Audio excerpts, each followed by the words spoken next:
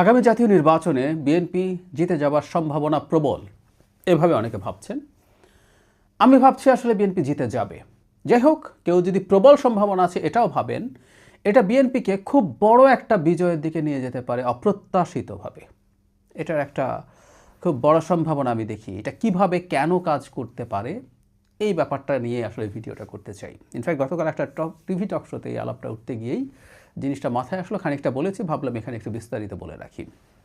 তার আগে খারাপ দিকটাও বলি যে বিএনপি জিতে যাবে এইটার এক ধরনের যদি নিশ্চিত পরিস্থিতি তৈরি হয়, এটা বিএনপির জন্য খানিকটা ঝুঁকি তৈরি করবে। এটা নিয়ে কথা বলছিলাম, সেটা হলো এরকম যে প্রায় নিশ্চিত বিজয়ের দিকে চলে যাচ্ছে একটা দলের দিকে প্রশাসন, পুলিশ, মিডিয়া সবাই অ্যালাইন্ড হয়ে যায়। এখন মিডিয়া যদি অ্যালাইন্ড হয় সেটাকে আমরা খুব বেশি গায়ের জোরে দোষ দিতে পারবো না, কারণ হচ্ছে তারা নির্বাচন পরিচালনার সাথে যুক্ত না, এবং প্রায় সব মিডিয়া, বিটিভি বাদ দিয়ে যদি অন্যরা কাজটা করে, প্রায় সব মিডিয়া মূলত প্রাইভেট অর্গানাইজেশন। তারা যদি কারো চাটুকারিতা করতে চায়, কারো গায়ে পড়ে কাউকে অনেক বেশি সমর্থন করতে চায়, সেটা করতে পারে। এটাকে আমরা প্রশংসা করছি না, কিন্তু এটা অপরাধ না।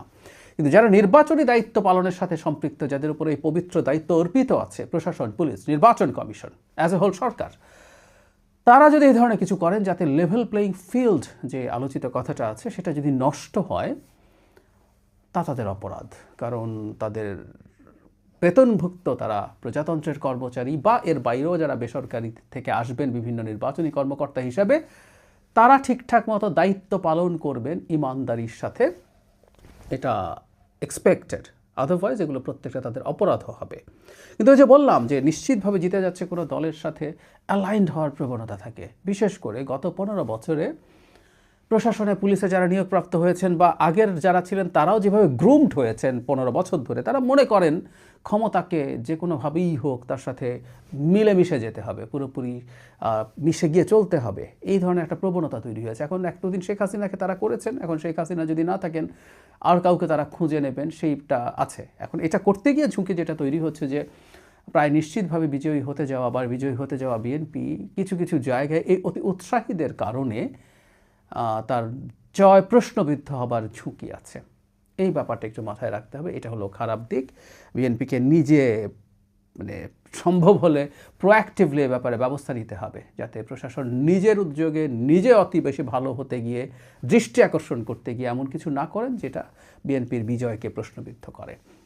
কিন্তু যে কথাটা বলছিলাম, এই যে বিএনপি জিতে যেতে পারে বা জিতে যাবে প্রায় নিশ্চিত অনেকে, এটা বিএনপিকে অনেক বড় মার্জিনে জিতিয়ে দিতে পারে। ব্যাপারটা একটু কীভাবে হতে পারে সেটা বলি। জনগণ যখন জেনে যায় যে কোনো একটা দল বিজয়ী হবে, তখন তার মনস্তত্ত্বে পরিবর্তন হয়। বিশেষ করে তাদের যারা ফ্লোটিং ভোট থাকেন। বিএনপির সাথে জামায়াতের যে জোট, জামাত এনসিপি জোট, সেই জোটের যে কম্পিটিশন হচ্ছে, তাদের কিছু ফিক্সড ভোট আছে। বিশেষ করে জামাতের আছে, বিএনপির আছে, এর বাইরে কিছু আছে। এবং বিশেষ করে তরুণদের কথা এখন বলা হয়, যারা 35 বছরের নিচে, তারা আসলে আজ পর্যন্ত কখনো ভোট দেননি। তারা কীভাবে ভোট দেবেন আমরা এখনও নিশ্চিত নই। সো তাদের ভোট দেওয়ার প্যাটার্নের ওপরও নির্বাচনের ফলাফল বেশ খানিকটা নির্ভর করতে পারে, এটা ফ্যাক্ট। কিন্তু যখন একটা দল নিশ্চিতভাবে জিতে যাচ্ছে, তখন একটা প্রবণতা তৈরি হওয়ার সম্ভাবনা আছে। সেটা এরকম, বাংলাদেশে যেটা হয় যে দল জিততে পারে, মানুষের ভোট দেওয়ার প্রবণতা তার দিকে থাকে। আগে আমরা যদি আওয়ামী লীগ বিএনপির কথা বলি, তখন এমনকি বেশ একতরফা ফলাফল হয়েছে এরকম নির্বাচনেও, যে জিততে পারে কে পারে না এই হিসেবটা করছে। এই জন্য বাংলাদেশে একটা নতুন দল যখন তৈরি হয়, সে যে 5টা-10টা সিটে ক্যান্ডিডেট দেয়, সে খুব বেশি জিতে আসার সম্ভাবনা থাকে না। কখনো হয়েছে স্বতন্ত্রও কেউ জিতে গেছেন, বা কোনো ছোট দলের 1-2জন ক্যান্ডিডেট জিতেছেন, এটা ঘটেছে। কিন্তু এটা দেয় না, কারণ হলো এই দলটা তো ক্ষমতায় যাবে না। একটা দল যদি 50টা-100টা সিটেও ক্যান্ডিডেট দেয়, মানুষ তাকে ভোট দেওয়ার প্রবণতা থাকে না। এই কারণে আমি একটা ছোট্ট স্মৃতিচারণ করি। জাসদের সাথে জড়িত গুরুত্বপূর্ণ নেতাদের কাছ থেকে আমি শুনেছি, 73 সালে যখন জাসদ নির্বাচন করে, তারা অ্যাটেনিকস 300 সিটে ক্যান্ডিডেট দিতে চেয়েছেন, এটা দেখানোর জন্য যে তারা সরকার গঠন করার ফাইট দিতে চান। এতে তাতে কষ্ট হয়েছে, বহু সময় খুবই অযোগ্য লোকজনও বহু জায়গায় দিতে হয়েছে, কিন্তু দিয়েছেন তারা। এখন কেন জিতবেন এমন প্রার্থীকে ভোট দেওয়ার প্রবণতা যারা মাঝামাঝি জায়গায় আছেন, যারা সিদ্ধান্তহীন ভোটার আছেন, তারা নিতে পারেন। ধরুন ব্যাপারটা এইরকম বাংলাদেশে হয়, আমাদের এমপিরা তাদের যা কাজ তার চাইতে অন্য কাজে বেশি ব্যস্ত থাকেন। তারা এলাকার উন্নয়ন, বিভিন্ন প্রকল্প নিয়ে যাওয়ার চেষ্টা করা, ব্রিজ কালভার্ট তৈরি করা, এমনি তাদের বরাদ্দ থাকে, টিআর কাবিটা এরকম মাঝে মাঝে থোক বরাদ্দ দেওয়া হয়। এর বাইরেও তারা নানান রকম লবিং টবিং দিয়ে, ডিওটিও দিয়ে নানান রকম উন্নয়ন প্রকল্প, মসজিদ মন্দির মাদ্রাসায় অনুদান, এরকম অনেক কাজ তারা করেন। কতগুলো এমপিদের জন্য ফিক্স থাকে, টিআর কাবিটা এগুলো বা থোক বরাদ্দ দিলে সব এমপি সমান পাবেন, সেটা ঠিক আছে। সো তিনি যদি জামাতের এমপি হন, এনসিপির হন বা বিএনপির হন বা অন্য কোনো পার্টির হন, ইটস দ্য সেম রেজাল্ট। কিন্তু যদি সরকারি দলের এমপি হন কেউ, তার পক্ষে সরকারকে পারসু করে বা কনভিন্স করে অন্য কোনো উন্নয়ন প্রকল্প, এলাকায় একটা বড় রাস্তা তৈরি করা, এরকম কিছু একটা ব্রিজ তৈরি করা, এই ধরনের উন্নয়ন প্রকল্প বেশি নিয়ে আসার সম্ভাবনা অনেক বেশি থাকে। ফলে সাধারণ যে বাসিন্দা, তিনি তো চান তার এলাকার উন্নতি হোক।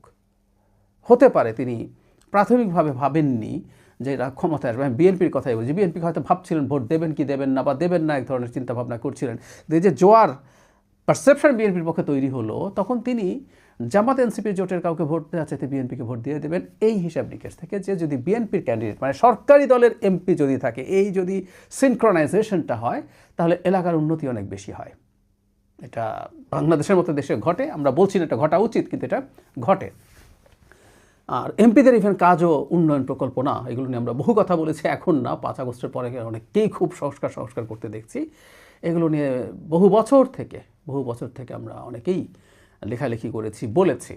তাদের কাজ আইন প্রণয়ন করা এবং তাদের এই লোকাল ডেভেলপমেন্টের কাজ থেকে পুরো সরিয়ে এটা শুধুমাত্র লোকাল গভর্নমেন্টকে দেওয়ার আলাপ আমরা করছি দীর্ঘদিন থেকে। কিন্তু বাস্তবতা হচ্ছে এখন পর্যন্ত এটা আছে। আমাদের এমপিরা যারা নির্বাচন করতে চান, তারা এইরকম নানান রকম প্রতিশ্রুতি দেবেন, আমি যদি নির্বাচিত হই সরকারে গেলে কী করবো, চাইতে আমি তোমাদের জন্য কী করব, কী দেবো, এই আলাপটাই বেশি করছেন। তাহলে খুব স্বাভাবিকভাবেই একজন সাধারণ ভোটার, যিনি এখনও ডিসাইডেড হননি, তিনি বিএনপির এই জোয়ার দেখে বিএনপির প্রার্থীকেই ভোট দিয়ে দেবেন, তাকে কম পছন্দ হলেও। এবং আমি অবাক হব না বিএনপির লোকাল পর্যায়ের প্রার্থীরা এই ক্যাম্পেইনটাই যদি করেন। এটা করলে তাদের পক্ষে অনেককে, যারা অন্তত সিদ্ধান্তহীন, জামাতে যারা হার্ডকোর ভোটার্স আছেন, তারা জামাতকে ভোট দেবেনই যে কোনো পরিস্থিতিতে। একই কথা প্রযোজ্য বিএনপির ক্ষেত্রেও। এই যে আমি জিতে যাব, বিএনপি জিতে যাবে, এই বোধটা ভোট বাড়িয়ে দেবে। কেউ কেউ বলছেন বিএনপি জিতে যাবে বলে এক ধরনের আত্মতৃপ্তি কাজ করছে, তারা তাদের সাংগঠনিক কাজ কম করছে, দরজায় যাচ্ছেন কম, এটা যেমন ফ্যাক্ট, একই সাথে আবার এই দিকটা অনেকে মিস করছেন। কেউ কেউ বলেন যে বিএনপিকে হাইপের মধ্যে তুলে দিয়ে জামাত ভেতরে কাজ করছে, কাজ করে তারা খুব দল গুছিয়ে ফেলছে। যদিও জামাত নিজেও হাইপ তৈরি করার চেষ্টা করেছে, কারণ এই হাইপটা কাজে লাগে। যাই হোক, তারা যদি সেটা করেও থাকে, যদি কেউ বিএনপিকে অহেতুক কনফিডেন্স দেওয়ার জন্য বিএনপিকে বাড়িয়ে বলছেন বলে থাকেন, এটাও বিএনপির পক্ষে ওভাবে কাজ করতে পারে। সেজন্য আমার মনে হয়, আমি প্রায় বলছি, বিএনপির উচিত হবে তাদের হয়ে অন্তত প্রশাসন বা পুলিশ যাতে তাদের সাথে অ্যালাইন্ড হয়ে অতি উৎসাহী হয়ে এমন কিছু না করেন যেটা তাকে বিব্রত করে। বিএনপির ইভেন একটা সেল থাকা দরকার যারা এই জিনিসটা দেখবে, বিএনপির কোনো প্রার্থী আচরণবিধি লঙ্ঘন করেছেন, তাকে ব্যবস্থা নিচ্ছে কি না, বিএনপির কোনো নেতা বা কর্মী কোনো সংঘাতের সাথে জড়িত হয়েছেন, তাকে গ্রেফতার করা হচ্ছে কিনা, এগুলো মনিটর করা দরকার। বিএনপি 5 আগস্ট পরবর্তী সময়ে তাদের দলের লোকজনকে গ্রেফতার করার জন্য পুলিশের কাছে গেছে, থানায় গেছে, একই রকম প্রবণতা দেখাতে হবে। কারণ এই নির্বাচনটা বিএনপিকে নিজের উদ্যোগেই যাতে বিতর্কিত না হয় সেই চেষ্টা করতে হবে। এটা যদি করতে পারে, বাকিটা এই যে জোয়ার, যে বিএনপি জিতবে, ইভেন বিএনপি 151 সিট পাবে, 2/3 মেজরিটি বাদ দেয়, যে 151 সিট পেয়ে সরকার গঠন করবে, এরকম একটা ধারণাও যদি মানুষের মধ্যে তৈরি হয়, সেটা হিউজ ভোটার পুল করবে এবং শেষ পর্যন্ত বিএনপি অনেক বড় একটা বিজয় নিয়ে বেরিয়ে আসার সমূহ সম্ভাবনা আছে। বটম লাইন, আমরা চাই একটা ভালো নির্বাচন হোক। নির্বাচন নিয়ে এইসব কৌশলের খেলা দলগুলো করবে এবং কৌশল তারা যতটা সম্ভব সেটা করার চেষ্টা করে যাবে, তবে সেটা যাতে কোনোভাবে রেড লাইন ক্রস না করে। আমরা এই নির্বাচনটা মোটা দাগে অ্যাকসেপ্টেবল হতে হবে, আদারওয়াইজ আমাদের জন্য খুব বড় ঝুঁকি সামনে রয়ে যাবে।